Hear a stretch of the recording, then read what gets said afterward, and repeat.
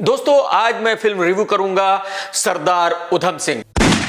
Film की कहानी शुरू होती है 1919 में, जब जलियांवाला बाग में तकरीबन 20,000 हिंदुस्तानी इकट्ठे हुए थे डॉक्टर सैफुद्दीन की रिहाई के लिए। डॉक्टर सैफुद्दीन एक फ्रीडम फाइटर थे जिनको अंग्रेजों ने गिरफ्तार कर लिया था और किसी ऐसी जगह पर कैद कर दिया गया था कि उनका किसी को कुछ पता नहीं था, और उन्हीं की रिहाई के लिए तकरीबन 20,000 लोग जलियांवाला बाग में इकट्ठे हुए थे। और बापू महात्मा गांधी भी दिल्ली से जलियांवाला बाग के लिए निकले थे ताकि वो लोगों के साथ मिलकर डॉक्टर सैफुद्दीन की आजादी के लिए आवाज उठा सके। ये कत्लेआम सरदार उधम सिंह ने अपनी आंखों से देखा था और फिर उधम सिंह ने उसी ऑर्गेनाइजेशन को ज्वाइन कर लिया था जिसमें भगत सिंह हुआ करते थे, और इन दोनों ने देश की आजादी के लिए लड़ना शुरू कर दिया था। तकरीबन 1927 में उधम सिंह को गिरफ्तार कर लिया गया था। 1931 में उधम सिंह को जेल से रिहा किया जाता है और 1931 में ही अंग्रेज भगत सिंह जी को फांसी पर चढ़ा देते हैं। 1933 में उधम सिंह रशिया पहुंचता है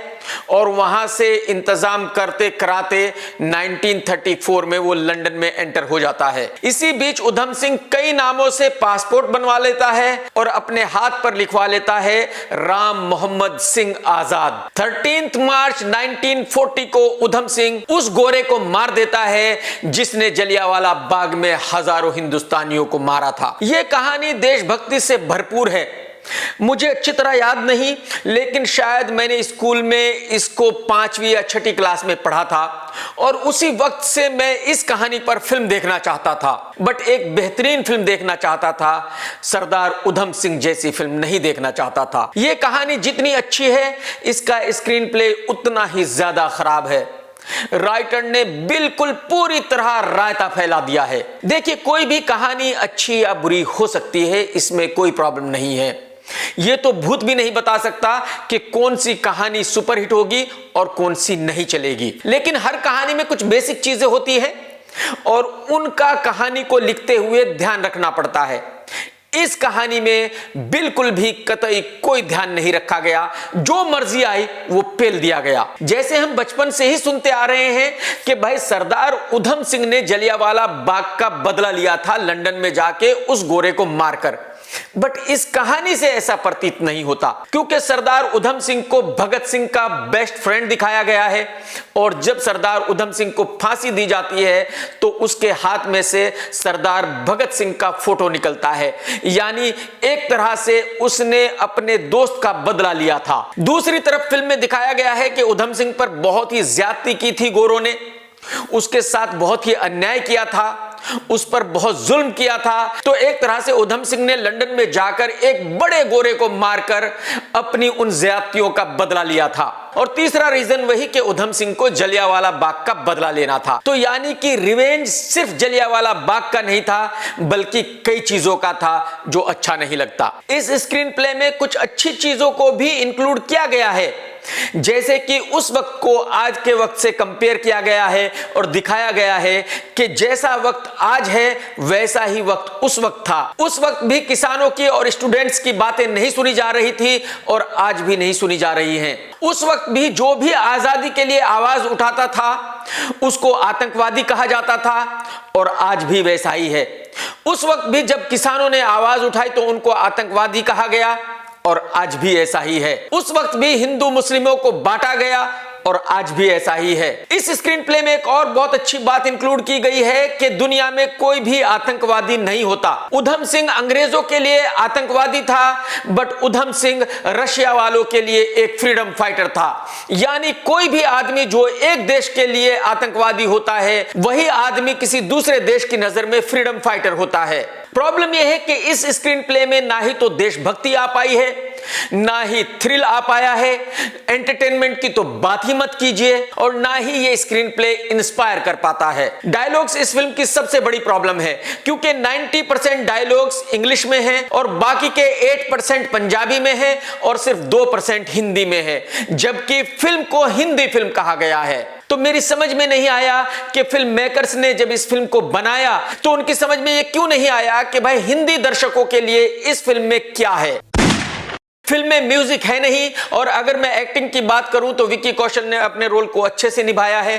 बाकी सब लोग नए हैं और उन्होंने भी अपने रोल्स को ठीक ठाक निभाया है। अब बात करते हैं सुजीत सरकार के डायरेक्शन की। मुझे लगता है डायरेक्टर साहब उसी दिन से कंफ्यूज थे जिस दिन से उन्होंने ये कहानी लिखनी शुरू की थी। वो डिसाइड ही नहीं कर पा रहे थे कि भाई इस फिल्म को किस तरह बनाना चाहते हैं और किस तरह से शूट करना चाहते हैं। देखिए, अगर वो इस फिल्म को एज ए डॉक्यूमेंट्री शूट करते और इस फिल्म को तकरीबन 1 घंटे की बनाते तो ये बहुत बढ़िया कहानी थी कि भाई उधम सिंह ने जलियांवाला बाग में क्या देखा, रशिया गया, रशिया से लंदन गया और वहां जाकर अपना बदला लिया। लेकिन प्रॉब्लम यह है कि डायरेक्टर साहब ने इस 1 घंटे की बढ़िया कहानी को 2 घंटे 45 मिनट में बनाया है। तो जब आप 1 घंटे की कहानी को 2 घंटे 45 मिनट तक खींचोगे और उसमें जो मर्जी आए वो घुसेड़ने की कोशिश करोगे तो जाहिर सी बात है फिर वो फिल्म अच्छी बन नहीं सकती। अगर आपको याद है, जॉन अब्राहम की एक फिल्म आई थी न्यूयॉर्क। बेसिक लाइन उस फिल्म की भी यही थी कि जॉन पर जुल्म होता है और फिर वो अपना बदला लेता है। यहां उधम सिंह पर जुल्म होता है और फिर वो अपना बदला लेता है। लेकिन उस फिल्म को आप देखिए, उसमें म्यूजिक भी था, उसमें बढ़िया स्टार कास्ट भी थी, उसमें बेहतरीन सीन भी थे, उसमें लव स्टोरी भी थी, उसमें थ्रिल भी था, उसमें एंटरटेनमेंट भी था, क्योंकि उसको कबीर खान ने एक कमर्शियल फिल्म की तरह शूट किया था। सरदार उधम सिंह को सुजीत ने एक डॉक्यूमेंट्री की तरह शूट किया है। बिल्कुल रूखे सूखे सीन है, कोई एंटरटेनमेंट नहीं है, कोई भी सीन ऐसा नहीं लगता कि ये फिल्म का सीन है। हर सीन ऐसा लगता है कि ये एक डॉक्यूमेंट्री का सीन है। और जाहिर सी बात है विक्की कौशल है तो ना ही स्टार कास्ट है। मुझे इससे कोई फर्क नहीं पड़ता था अगर विक्की कौशल उधम सिंह के रोल में नहीं होता, कोई नया लड़का भी होता। लेकिन अगर सुजीत ने इस फिल्म को रूखी सूखी बनानी थी और एक डॉक्यूमेंट्री की तरह बनानी थी तो फिर डॉक्यूमेंट्री की तरह ही शूट करना चाहिए था। एडिटर को यहां जितनी गालियां दी जाए उतनी कम है। आप अंदाजा लगाइए, एक बच्चे के ऊपर जलियांवाला बाग में पैर पड़ता है, उसी एक शॉट को एडिटर ने 3-4 बार लगा दिया है। और फिल्म का आखिरी 1 घंटा इतना गंदा है, इतना घटिया है कि मैं कुछ कह नहीं सकता। आप अंदाजा लगाइए कि उस 1 घंटे में क्या दिखाया जाता है कि हाथ कट के कैसे गिरा, पैर कट के कैसे गिरा, एक आदमी का जब ऑपरेशन किया जा रहा है तो उसका मांस कैसे काटा जा रहा है, जब टाके लगाए जा रहे हैं तो मांस को कैसे खींचा जा रहा है। सुजीत साहब, आप दिल पर हाथ रखकर बताइए, क्या आपने देशभक्ति की फिल्म इसलिए बनाई थी कि यह दिखाया जाए? और क्या पब्लिक एक देशभक्ति की फिल्म देखने इसलिए जाएगी कि उसको यह देखना है? तो ये लास्ट 1 घंटे की फिल्म इतनी गंदी है कि जब आप देखेंगे तो आप बार बार बाथरूम में जाएंगे उल्टी करने के लिए। तो अगर कोई भी देशभक्ति के नाम पर एक ऐसी फिल्म बनाता है तो ये 100% क्राइम है। देखिए, आपको पता है कि डायरेक्टर सुजीत की अक्टूबर फिल्म भी सुपर फ्लॉप थी। उसके बाद आई गुलाबो सिताबो, वो उससे भी बड़ी फ्लॉप थी। और अब उन्होंने बनाई है उधम सिंह, जो बहुत ही बड़ी डिसास्टर होने वाली है। तो यानी ऐसा लग रहा है कि सुजीत साहब डायरेक्शन भूलते जा रहे हैं। उम्मीद करता हूं कि उनकी अगली फिल्म बढ़िया होगी। अब समझने की कोशिश करते हैं कि भाई इसका प्रोजेक्ट कैसे बना होगा। देखिए, कोरोना में सब लोग घर बैठे हुए थे तो जाहिर सी बात है सुजीत साहब ने सोचा कि यार इस कोरोना काल में ही एक फिल्म उधम सिंह पर बना देता हूं। देशभक्ति की फिल्म होगी और उसको सभी देखेंगे। राइटर रितेश शाह को बुलाया गया कि भाई एक कहानी उधम सिंह पर लिख दे। उसने बेचारे ने एक कहानी फटाफट लिखकर डायरेक्टर को दे दी। डायरेक्टर ने विक्की कौशल को बुला लिया कि भाई मैं एक फिल्म बना रहा हूं उधम सिंह पर, बताइए आप करते हो क्या? अब विक्की कौशल को एक सोलो फिल्म मिल रही है तो इससे बड़ी और क्या बात हो सकती है। विक्की ने कहा कि डन। सुजीत साहब को यह पता ही था कि भाई मैं फिल्म कैसी भी बनाऊं, अमेज़न या नेटफ्लिक्स को मैं मामा बना ही लूंगा। और वही उन्होंने किया और इस तरह से यह फिल्म बनकर आपके सामने आई। कुल मिलाकर यह फिल्म बहुत ही खराब है, बल्कि इसको फिल्म कहना गलत होगा, यह एक डॉक्यूमेंट्री है। बट डॉक्यूमेंट्री के नाम पर भी एक टॉर्चर है। ना इसमें एंटरटेनमेंट है, ना इसमें थ्रिल है, इसमें ऐसी कोई चीज नहीं है जो एक फिल्म में होनी चाहिए। हिंदी दर्शकों के लिए तो यह फिल्म बिल्कुल है ही नहीं। मैं पूरे कॉन्फिडेंस के साथ कह सकता हूं कि यह फिल्म 25 साल में सबसे खराब फिल्म है। यकीन कीजिए, राम गोपाल वर्मा की आग भी इससे बहुत बहुत बढ़िया फिल्म थी। इस फिल्म के मुकाबले में अक्षय कुमार की लक्ष्मी भी शोले है। फिल्म Amazon पर रिलीज हुई है। जाहिर सी बात है, अगर आपने सब्सक्रिप्शन लिया हुआ है तो आप घर पर बैठकर देख सकते हैं। बट इसके बावजूद भी अगर आप अपना टाइम खराब करने के लिए तैयार हैं और टॉर्चर होने के लिए तैयार हैं, तो ही आप ये हिम्मत कीजिए कि इस फिल्म को देखने की कोशिश कीजिए। मैं इस फिल्म को देता हूं हाफ स्टार और मेरी बिजनेस रेटिंग रहेगी 0। टेक केयर दोस्तों। सत्यमेव जयते।